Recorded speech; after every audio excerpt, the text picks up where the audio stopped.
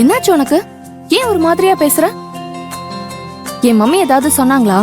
இல்ல ரம்யா, எனக்கே தெரியாம அப்பா எனக்கு வேற ஒரு பொண்ணை பார்த்து வச்சிருக்காரு.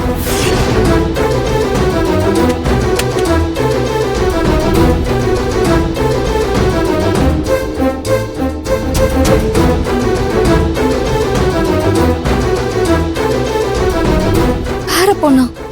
என்ன உளறிட்டு இருக்க? ஆமா ரம்யா, எனக்கே தெரியாது. புலிமுட்டை சொல்லிதான் எனக்கே தெரியும். அப்பாவோட ஃப்ரெண்டாமா அவர் பொண்ணுக்கும் எனக்கும் சின்ன வயசுல பேசி முடிச்சிட்டாங்களாம்.